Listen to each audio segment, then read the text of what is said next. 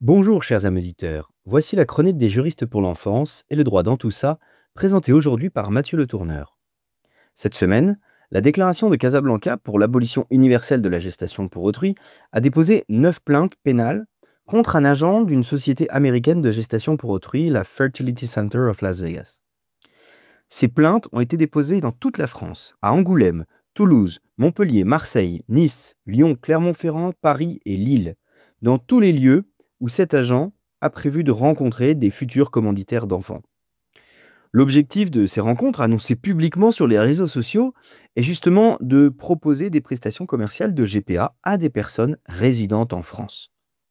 Or, l'article 227-12 du Code pénal dispose que le fait de s'entremettre entre une personne ou un couple désireux d'accueillir un enfant et une femme acceptant de porter en elle cet enfant en vue de leur remettre est un délit pénal. Mais ce délit, qui correspond exactement à ce que s'apprête à faire sur le sol français cet agent de gestation pour autrui, est sanctionné quand même d'1 an d'emprisonnement et de 15 000 € d'amende. Avec ces plaintes, la déclaration de Casablanca réaffirme que nul ne peut se placer au-dessus de la loi et que les pratiques interdites en France ne doivent pas être importées. La loi protège les femmes de l'exploitation reproductive de la GPA car le corps humain ne peut faire l'objet d'un contrat, il faut le rappeler. Pourtant, ces marchands démarchent le public français sans aucune crainte des conséquences judiciaires. Alors c'est pourquoi la déclaration de Casablanca appelle les autorités à agir, les médias à ouvrir les yeux et à sonner l'alarme, les citoyens à se mobiliser pour la défense active des principes fondamentaux du droit français. Alors quels sont-ils? Tout d'abord, le corps humain est indisponible.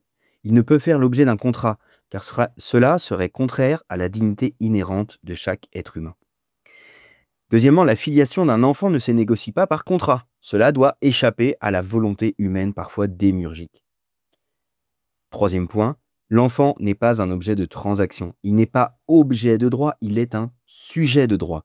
On ne peut donc le traiter comme un bien que l'on transfère grâce à un contrat.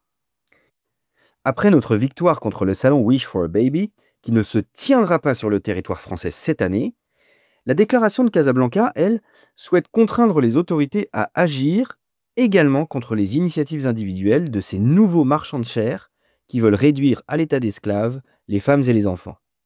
Alors, chers amis auditeurs, faites connaître autour de vous l'existence de la déclaration de Casablanca. Parlez de ces plaintes.